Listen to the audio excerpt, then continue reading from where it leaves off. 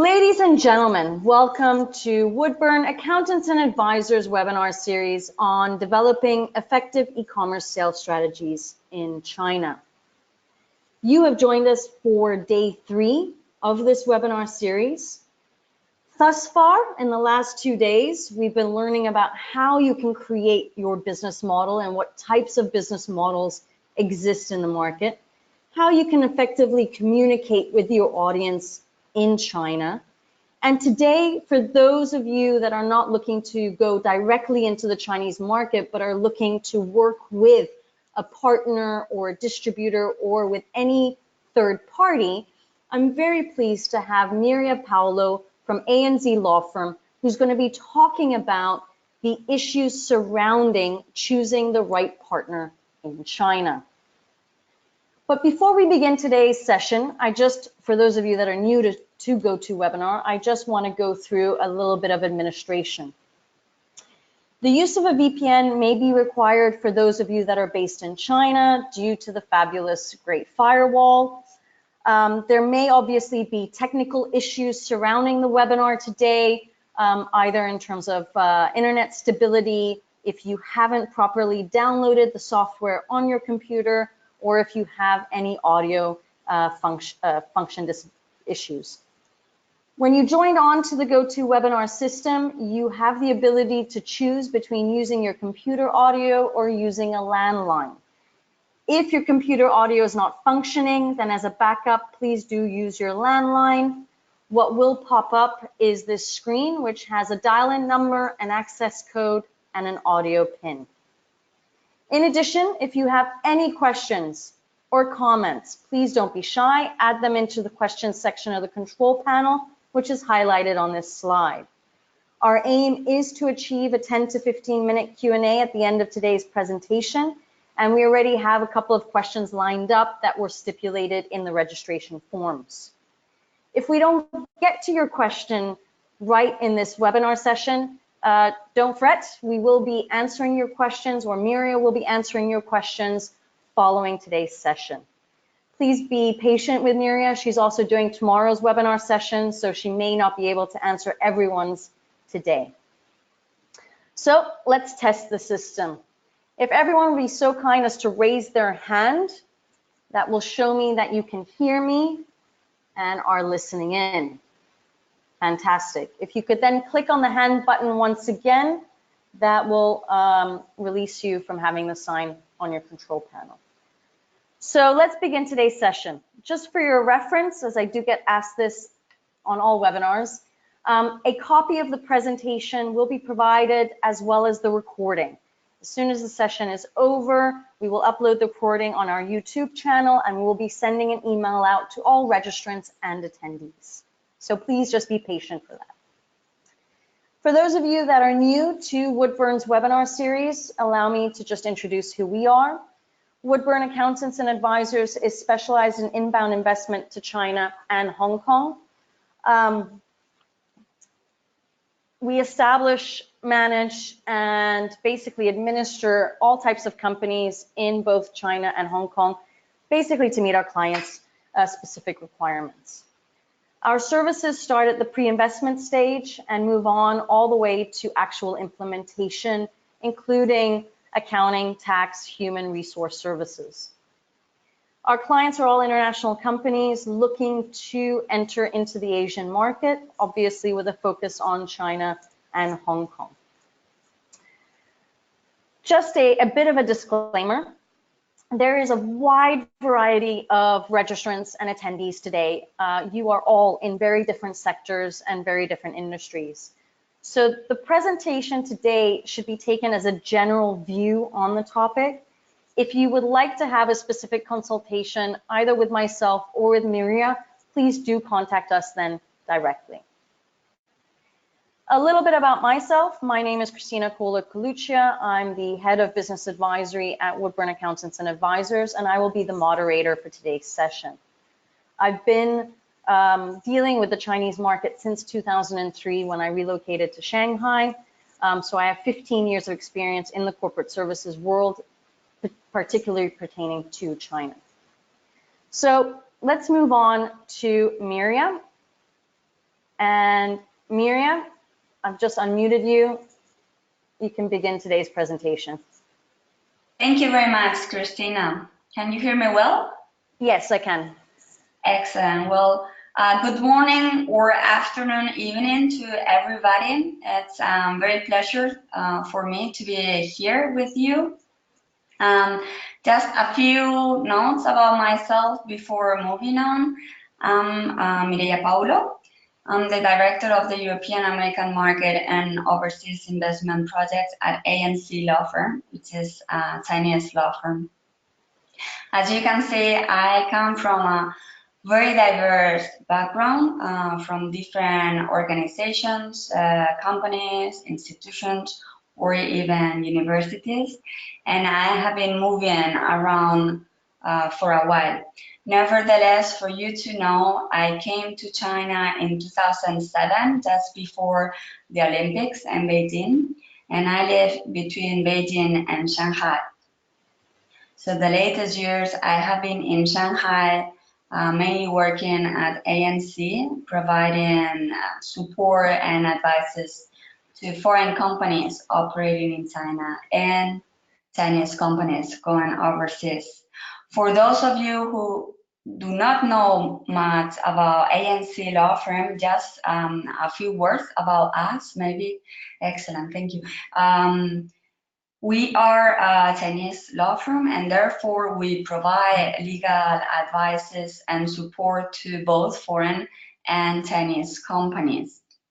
Now we have different legal practices since the beginning of an early stage, and unfortunately until we go to some dispute resolutions that we wish to prevent if possible. And some of the key points that we can highlight about ourselves, if we move to the next slides, we can see them. We usually say that we're a multicultural and multidisciplinary team because, of course, we have many Chinese lawyers, but we also have foreign employees and foreign business advisors. So together we provide a more comprehensive support for the strategies of the companies. At the same time, because we are local, we think locally and we act locally.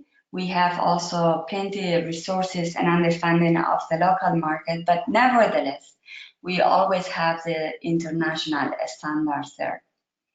And with this, if you want to know more about us, you can look for us in the website. And let's move to the presentation today. Now, topic today, we put this title, nevertheless, as you can see in the outline, the key issue here is to understand who is your partner. And therefore, if we see in the outline the different topics we will look at, you will see we are going to talk about type of partners and some facts that you can check in the previous due diligence. I will also give you some tips and advices based all of them in real cases. You will probably be surprised with some of those cases because I think sometimes reality it goes beyond fiction. But nevertheless, those tips, I believe they can help you later on to check upon your partners.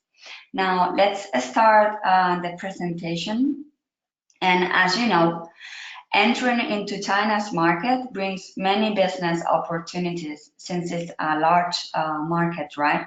However, having the right partner or the suitable partner we believe is crucial when coming to China, particularly for the first time, but in any cases. Here you can see some of the partners you may look for. As Christina mentioned last day, Monday, if I don't mistake, and I will talk tomorrow about it, e-commerce business strategy and the models you can choose is going to tell you which kind of partner you need to look at. So for example, If you don't need a legal entity in China, you probably will look for a distributor or an online retail platform. If you have a legal entity, you may look for a partner for establishing a joint venture. So depending on the type of partner you look for, then you should conduct a more in-depth due diligence. Now, why we should do a due diligence in China? So looking into the next slide, we will see three main points that I want to highlight. Now, the first thing, obviously, that we tell everybody is conducting a due diligence. It is not that costly for a company. Now, the fact of not doing it and then encountering problems, it might result in a very expensive headache and time-consuming situation, which it's advisable to avoid. Now, there are three main aspects that we could encounter in the Chinese market. One of them is the chances of being cheated are extremely high, and I'm not saying this is only happening in China. Of course, it can happen any other places around the world, but you know, China is big, and therefore probably you have more chances. Yeah. Then another thing we encounter here is the lack of transparency when it comes to accounting, financial, business practices, and therefore you never know what's going on in the other side. So it could be important for you to double check and verify those states. Now, there's something that it might be more particular to the Chinese market, and those are aspects linked to the way of thinking, the culture, and the language. So for many of the foreign investors, this could be a little bit challenging at the beginning. Nevertheless, for those of you who are in China for a long time, it's also advisable not to be so over optimistic of knowledge and expertise, because at the end of the day, no matter how long we are here and no matter how good we speak Chinese, we are not Chinese. And this is something that sometimes, because overconfidence, we don't verify or check for inconsistencies as much as we should. So prevent it's better than cure, and therefore what we're gonna look at is, in the next slide, type of companies that we need to be aware of. Now, the first type of companies, perhaps it's a bit easier to identify them during a due diligence. The second two, maybe it's less obvious, but there are also mechanisms to identify them. So fake companies, the first one, are quite obvious because they do not exist, they are not real. And for example, something that you could check if that is usually a common issue is that those companies, they may have a website and the website is very well explained, but everything is in English. Nothing is in Chinese, not even the company's name. And you know, in China by law, every single company has to have Chinese name. Therefore, this is already something a little bit strange. On top of that, it's a bit strange also not to have it in Chinese, since you know you can reach also a large market being in China, right? Now, even if this seems kind of unreal, I'm gonna give you one example. Actually, there are several examples in this typology. A few years ago, for about 2 years, we encountered a lot of scams from police companies. And most of the scams were coming from one single province in China.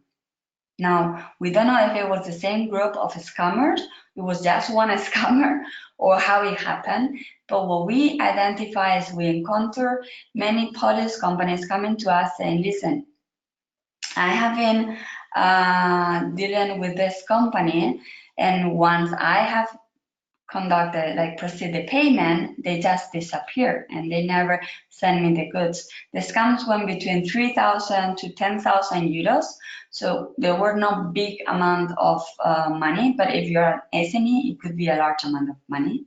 And because everything was fake, nothing real, it was very difficult to track those, of course, not company, but even the person who was behind that. Some of the payments, for you to know, they were done by via WeChat.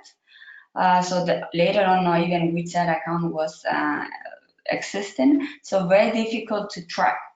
So these kind of scams are very easy to identify conducting a due diligence. And I will show you later how you can avoid those.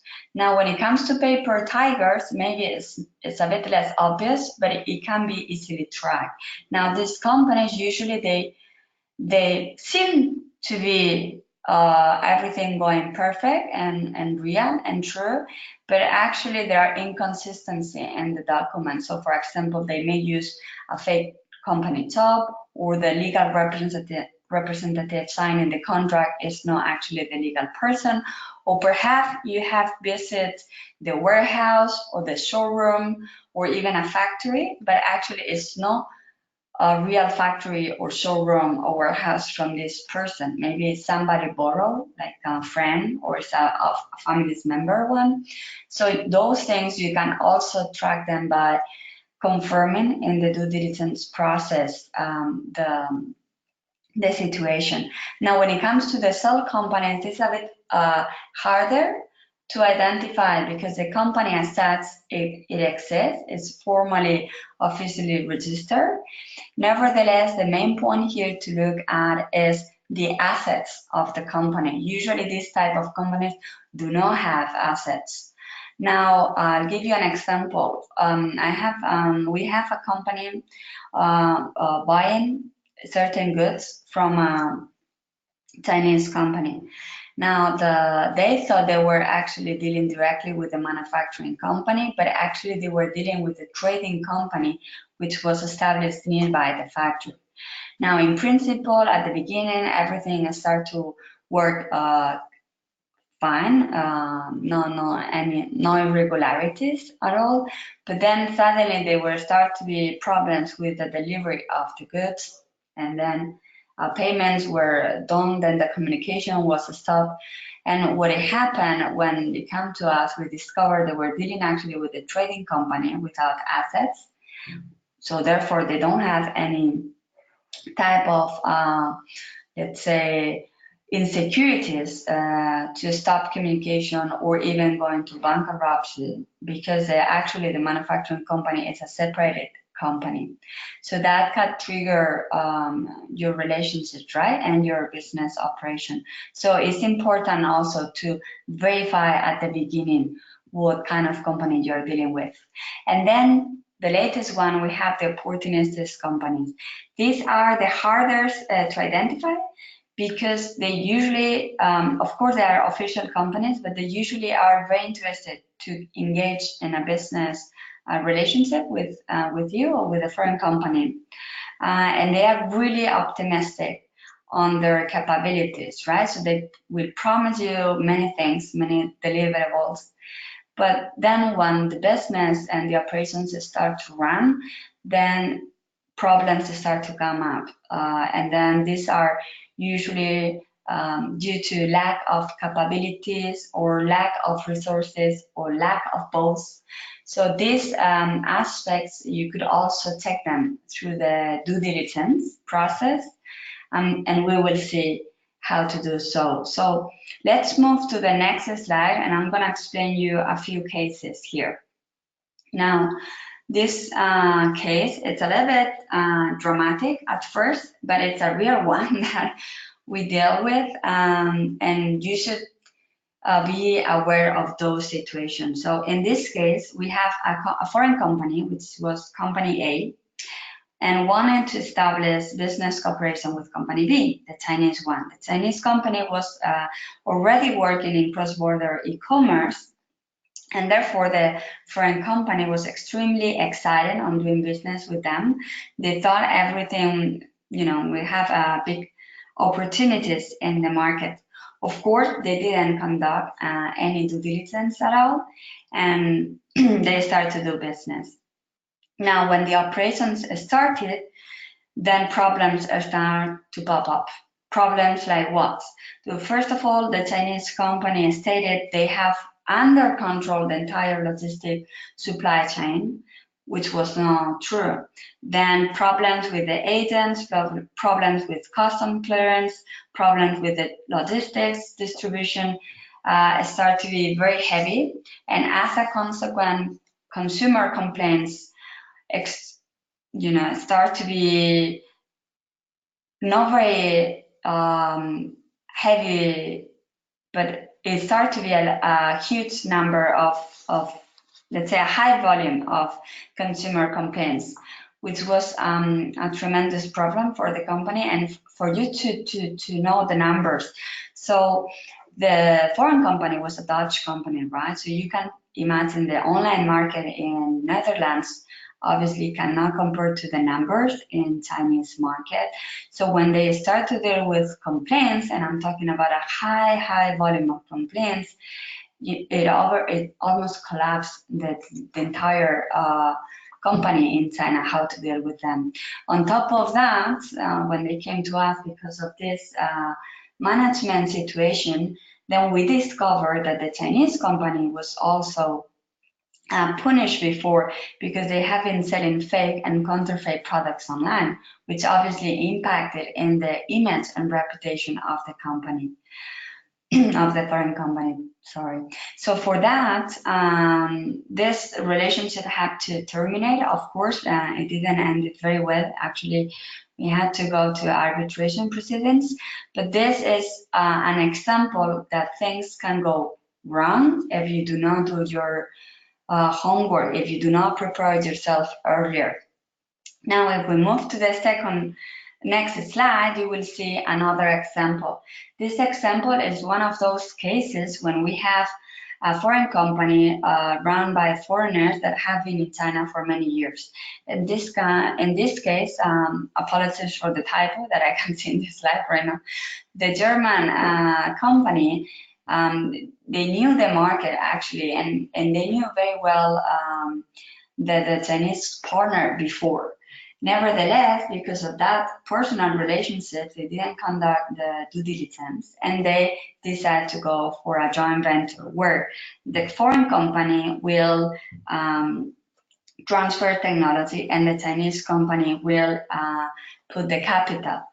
Now, after signing all the right documents and do and process the technology transfer, what happened is that the Chinese company did not inject the capital, right? They didn't, they delayed the capital investment and actually they disappeared. Again, a very sad story that it doesn't mean all the business goes in that direction, but I wanted to show you two terrible cases to highlight the importance of the due diligence exercise.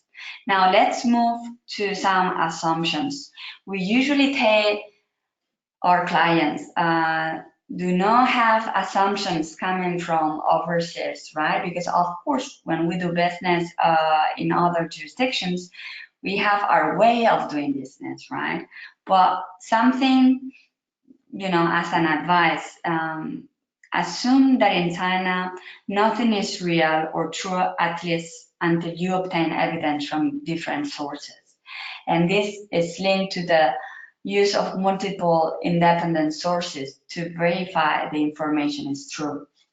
And again, I don't want to give the impression that in China everything is fake or you're going to encounter problems, but there are chances that you encounter them and you need to be aware of them, and therefore you need to prevent those, right? Now, another thing you need to be aware of, and I'm going to give you an example here, because we usually encounter cases like this, is when doing business, of course, sometimes people push to close deals, right, or to sign contracts.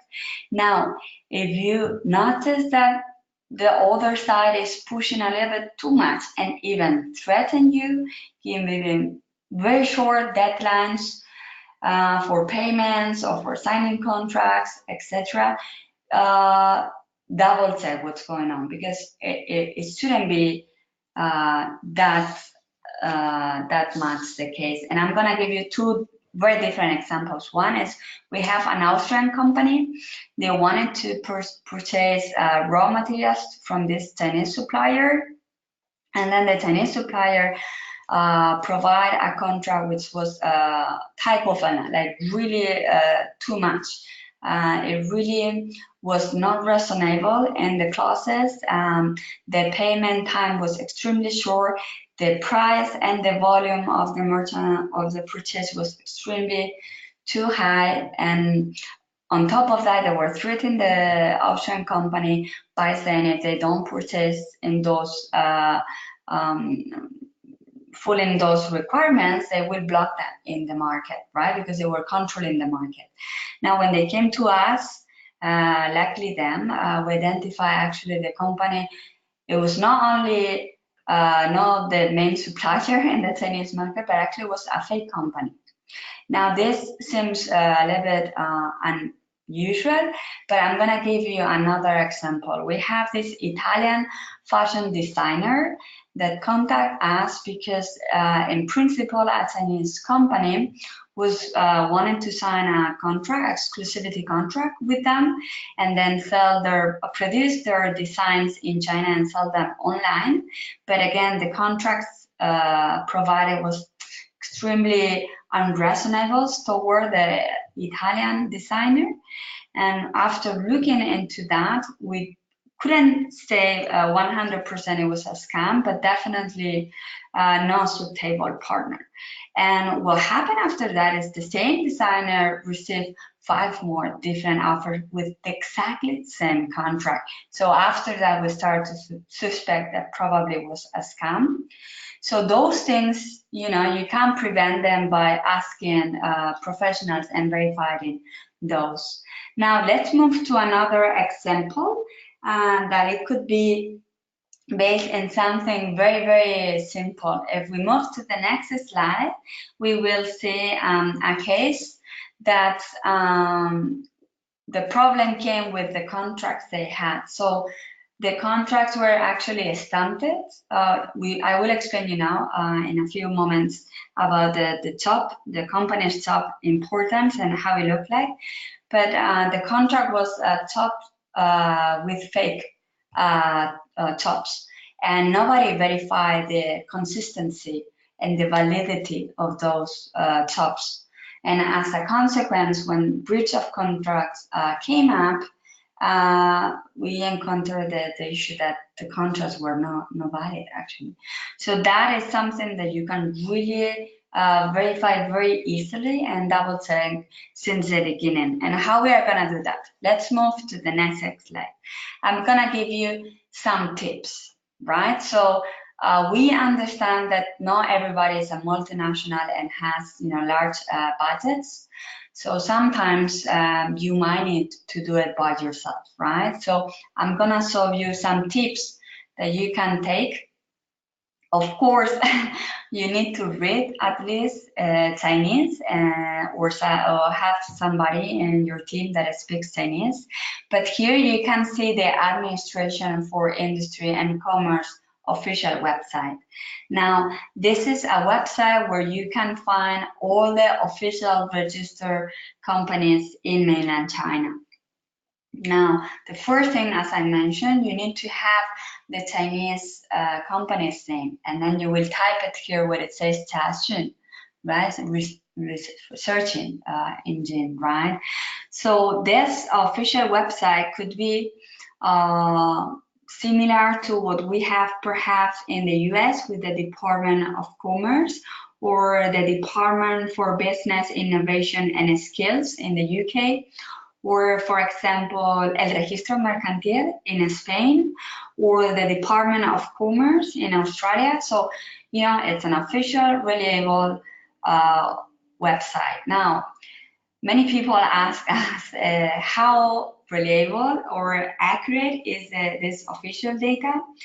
We could say, or we could answer almost, almost accurate and reliable. And of course, we don't say the 100% because you need to know that all the official registrations in China are paper, are hard copy papers, which means that any recent update that could happen will be submitted by paper. Now, when this happens, it could be that for a short time, it wasn't updated in the system. Now, when this happens, you don't have any other choice that send a Chinese lawyer to the official register and then ask for a copy of those. Now, let's move to the next slide, where I'm gonna show you some of the points that you need to look at. So on the right, you have some in English, you have some of key aspects you should look at when looking into this website. On the left side, you have the typical looking of this website, and we put in English, we have put in English some of the meanings of this information. Now, basic information, of course, to look at is anything linked to the business license, to the legal representative, to the registered capital, even the status of the company, especially to avoid scams, but also to abnormal operations. Abnormal operations perhaps is something new for you, depending on your familiarity with the Chinese market. This is, for example, when a company has not submitted their annual report in time, or for example, does not disclose relevant information on time, or has committed fraud, for example. All those kind of things are also appear here in this abnormal operation, which could be very important and useful information to you, for you to know about your partner in case it happened. Now, if we move to the next slide, we can also see other type of license or certificates that you should look at. We have enumerated them. You can look later on slowly to them, but particularly for the business license, you can always ask for it because all the information here is disclosed. Therefore, a company should not have any reasonable reason to deny this information to you. Now let's go and let's move and look to those documents a little bit in detail for you to identify potential problems before it happens. Now, when we move to signing a contract, yes, correct, the next slide. There are 5 things you need to be aware of, and we will see in detail with examples. We have put those 5, it's because we have identified in our cases, in our real cases, those sometimes came up with problems. And company top, I will show you how it looks like and why it's so important. Same thing for business license and authorization letter. The last point regarding the signing with black font and pen, it's perhaps from a legal perspective less relevant, but in administration paperwork in China, everything needs to be done with this shuipi. Shuipi is like a pen that it's a little bit water and in black. And this might be silly, but when in Europe we used to use this blue bic, right? And sometimes when you need to sign documents, for example, different shareholders around the world, it might come into a problem. So just for you to know. Now let's move into those legal aspects. In this slide, you can see that how it looks, this company top. So you need to know, first of all, that the top, it doesn't come up from whatever place. It has to be officially registered and it has to be approved by the Public Security Bureau. Therefore, there is only one shape and color of this top, and it has to contain the Chinese official name of the company. Sometimes it could be the English name, but it has to be the Chinese name for sure. And this top, it can be, can substitute the signature. So if you have a contract with the top, it can be valid, right? Unless in a clause you indicate that you need signature and tops, both of them. So you need to verify that the job is official, but also you need to be careful where this job is and who is using it, right? So both things to pay attention to. Now, when we move to the next slide, we could see that business license looks like this. We have put in English the concepts for you to be aware of. So of course, you need to verify all those contents with the documents you have received from your partner. But I want to highlight a specific aspects based on the cases we have seen in these latest years. So one thing is the legal representative. You need to know in China there is only one legal representative, no more than one, only one. And he is the only one who is able to sign on behalf of the company. Now, when this is not happening, when it's not this person signing the contract, then you will need to ask for an authorization letter that we will see later. So to identify this legal representative is highly important. Another thing to double confirm is the official Chinese name, not only because of the name, but also with the, for example, import license. It's the same name, it's the same company's name, or the bank account that you need to pay is the same company's name. And if it's not, then verify why, because it should be. Right? Then the other thing to look at here is the business scope. In Chinese jurisdiction, business scope is crucial for any entity because it's gonna tell you the activities and even products, services, goods they can deal with. Now, if a company is dealing with something that goes beyond their business scope and is not clearly stated, then something is wrong. And I'm gonna give you an example. For example, you are gonna do business in e-commerce with a Chinese company that tells you they can import and they can do the custom clearance and everything. And then when operations start, there start to be problems on that. And then you realize after that actually in their business scope they are classified as a marketing agency. Therefore, they are not allowed to do import, right? And therefore, they cannot even have the license. So these things that it might seem surprising, but they happen. So verify them since the beginning. Now let's move to the next slide, which will be the authorization letter. Here it's important to highlight that when the person signing documents, especially the contracts, is not the legal representative, you always need to ask for this document because the person signing must have this authorization letter, and then you need to verify the consistency of this document. You need to be careful because sometimes it could be that maybe it's the employee from the company, right? But maybe they go behind their boss's back, or maybe there's some irregularity. So you need to avoid those irregularities since the beginning. Now, when we move to the financial status in the next slide, there are many things to look at. Of course, the capital register is something that you can easily check in the website, as we mentioned before. For you to know, in China, we have a specificity in terms of the subscription capital system. Of course, you all know when doing business, the capital register, maybe it's not the cash flow you have, right? But in China, there is a particularity because it has been adopted, this subscription capital system. It means that the investor does not have to contribute all the capital at once when establishing the company, and it could be contributed by stages during the entire operation period of the company. Therefore, you need to be a little bit careful and ask for other financial data. Nevertheless, it is not disclosed information, so it depends a little bit on the good faith of your partner or the relationship you have with them. They might share with you or not.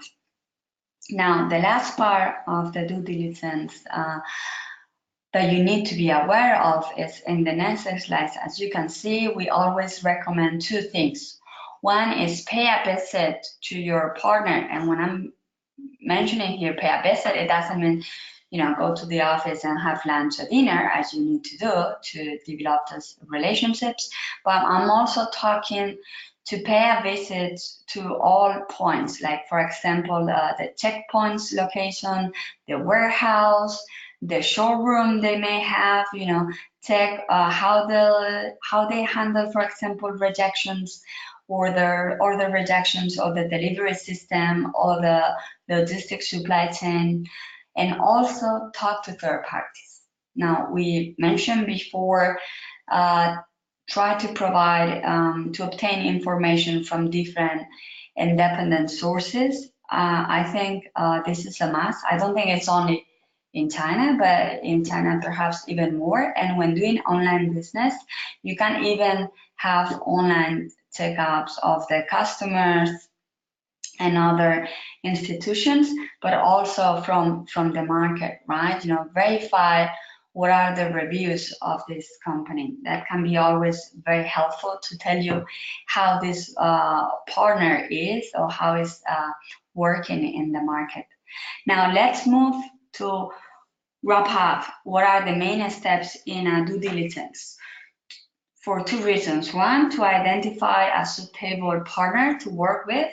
Two, to avoid scams as much as possible. Of course, we cannot prevent everything, but if you go through this list of steps, and when I'm saying this list of steps, I really recommend you to go through all of them.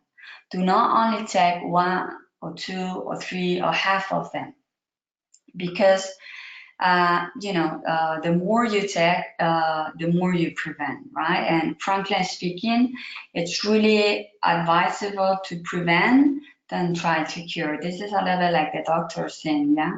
It's better to go to the doctor before you get sick than when you are really sick, right? And unfortunately, we can see in our practice that a lot of people come to us when they already are into problems, and then we need to find ways to solve them, and it's not always easy or feasible, right?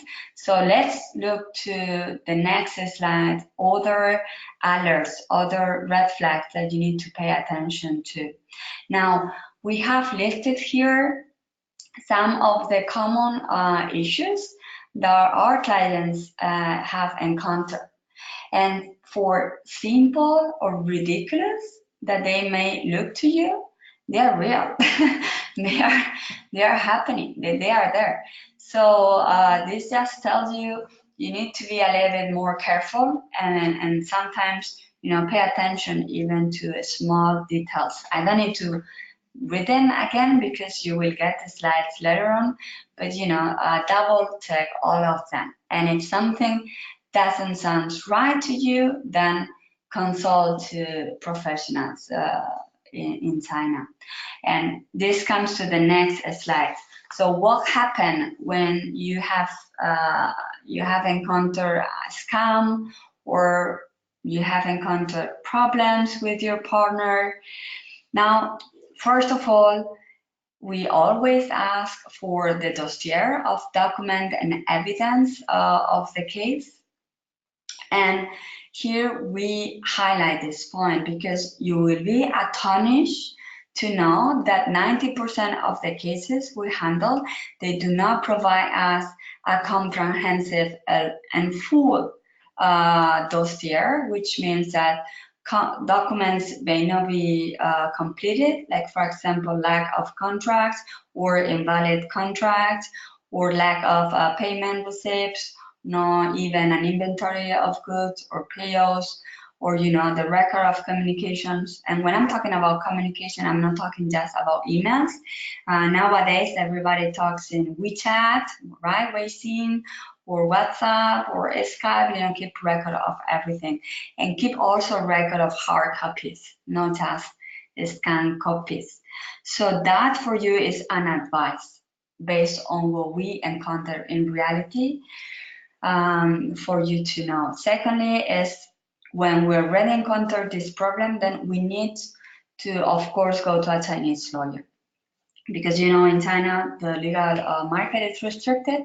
So only Chinese lawyers can litigate and go to the arbitration. So in that case, of course, you can try to mediate, but it depends on the case. It might not be, you know, a positive result or a positive outcome, or, you know, you might, after trying it, you might still want to go for litigation or arbitration, depending on the contract you have, right, in the dispute resolution clause. So if you can avoid this, we always highlight it to avoid it, because these processes are long, are costly, and they always give headache, right? So if you can avoid those, avoid it. Now, as we mentioned before, some of the scams are not always very easy to track, or the amount of money is it's not worthy enough to get into those legal actions. So sometimes, you know, you encounter yourself that, okay, we stop here, of course, we stop relationships, and that's a lesson to be learned, right? So try to avoid those. That's our basically advice.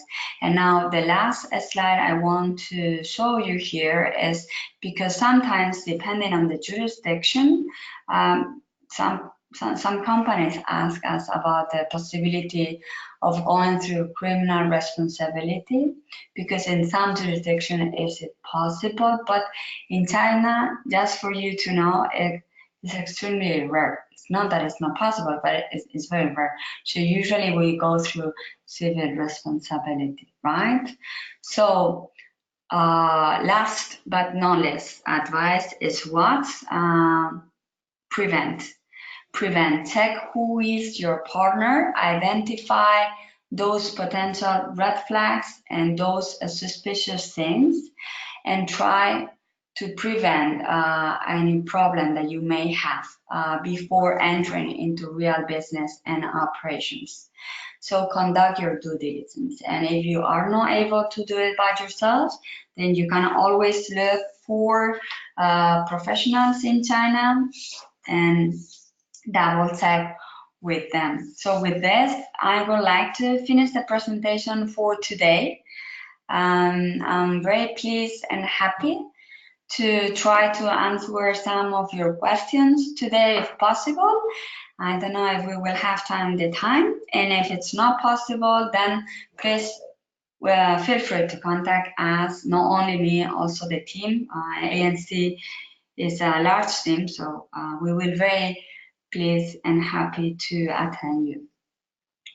So Miriam, thank you so much for the presentation today. It was extremely comprehensive.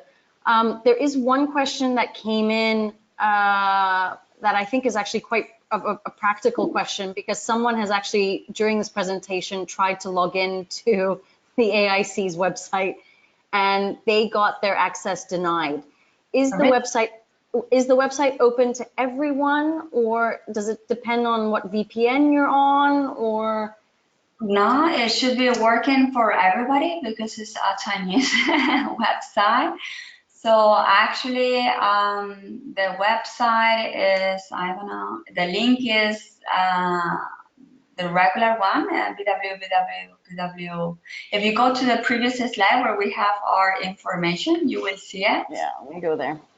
Right, the previous one before the end, the Q&A. And there in the website is, you might have it in Chinese, but then on the right side, you have English and Japanese version as well. Oh, so where I'm talking about our own website, yeah? Because you're talking about our own website, right? Or you're no, not your website, the AIC website.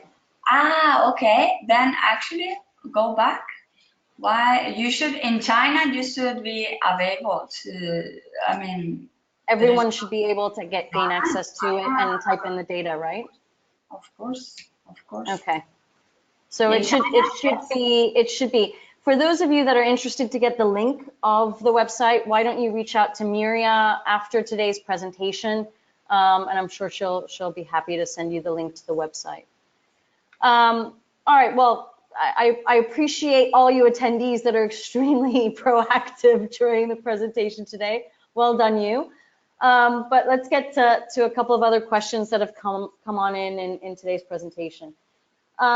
So one of the questions that's come in is in relation, well, there's two questions that have come in relation to e-commerce, which is kind of the theme for today's presentation. The first one is, in order to find a partner in e-commerce, what are the aspects that we should place importance to? And that's a very good question. I could say that when looking for a partner, in this case, in e-commerce business, is a complex one in China, and it's very competitive and well developed. So I think you should look for a partner who is well established and knows very well the market, first of all. But if you, let's say you are dealing with very specific goods, let's say, for example, jewelry or luxury goods, then you should make sure that your partner has experience in that specific sector, or for example, food and beverage, because there are different license or certificates that may be required also for those industries.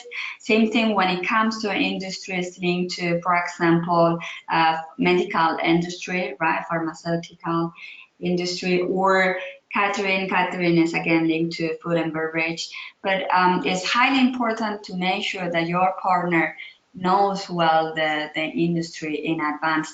Same thing when it comes to specific aspects like the logistics supply chain.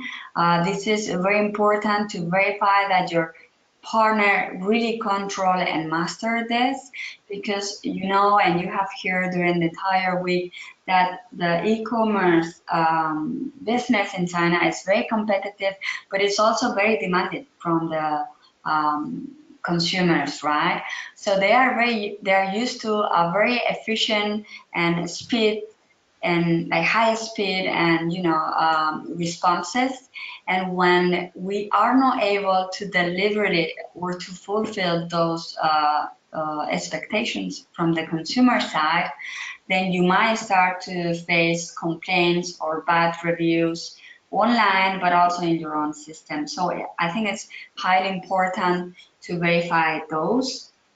Same thing when it comes to specific issues of your partner, in terms of the relationship the partner may have, the resources, the capabilities. For example, if they told you they're going to have a warehouse, where is the warehouse located? It's in a bonded area or it's not? What are the checkpoints? How they do the distribution? All those aspects, I think, are crucial for the e-commerce business. And of course, nevertheless, you cannot ignore the marketing and the advertising side of the business, because online business is very much linked to advertisement and marketing strategies. And you need to, if you are not able to do it yourself and it's your partner the one who's going to do it, you need to at least make sure they have a well established or defined strategy for those specific goods or services you want to sell in China.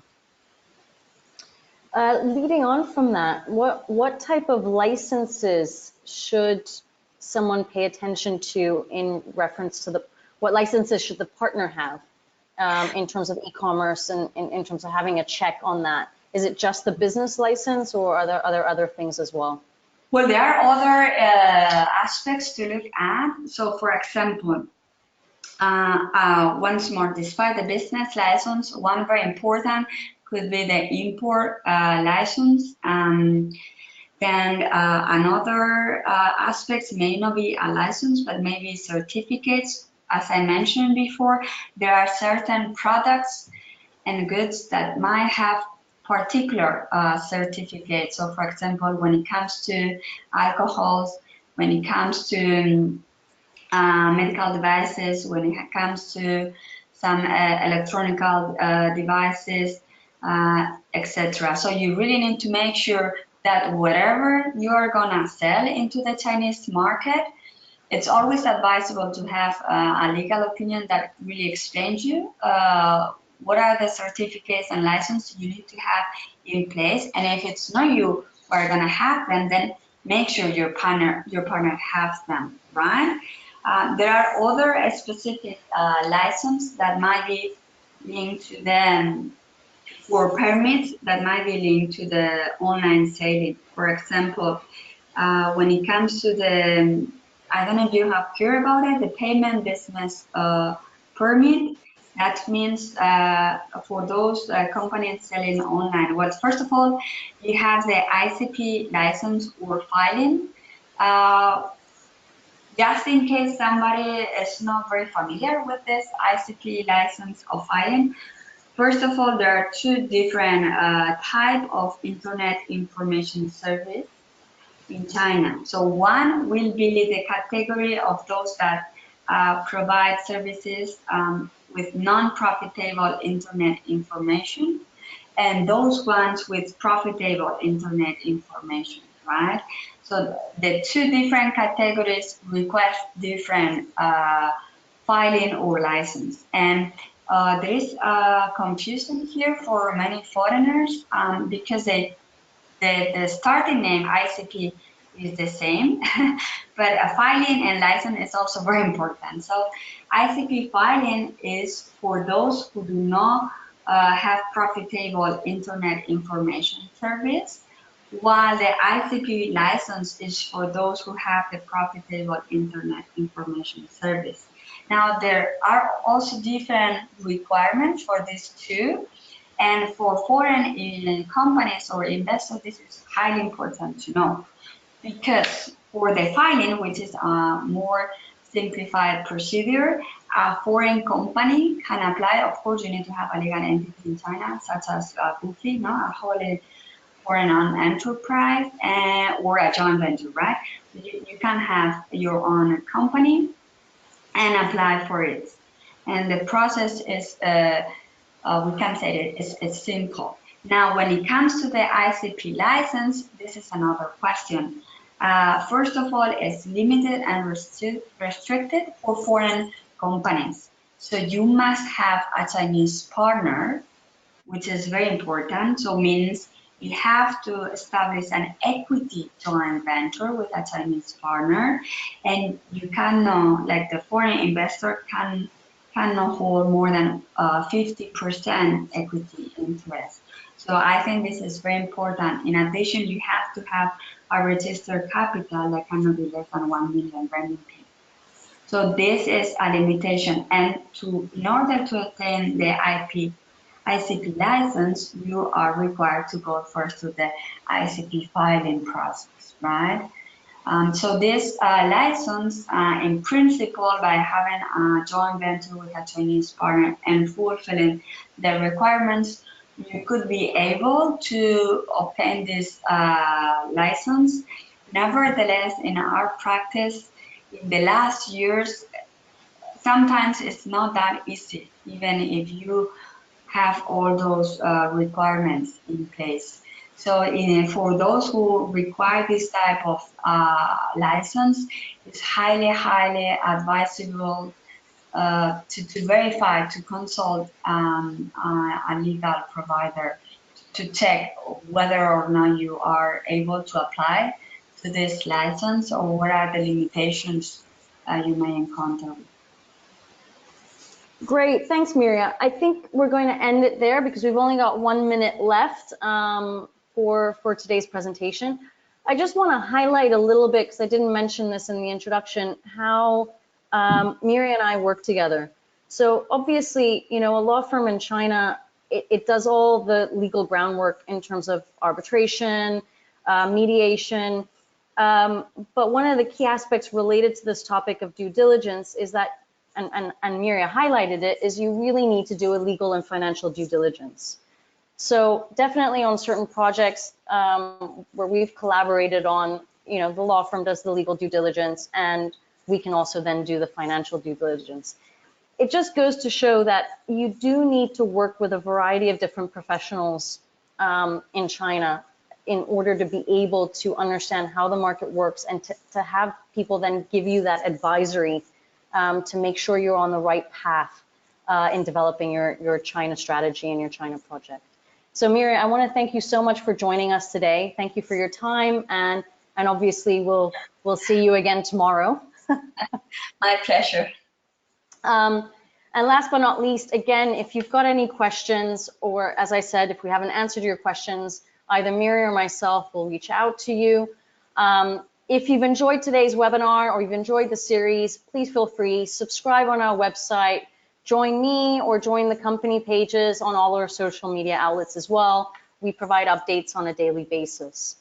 We've got 2 more sessions in this webinar series. Tomorrow, Miriam is going to be talking about the legal aspects surrounding cross-border e-commerce and e-commerce.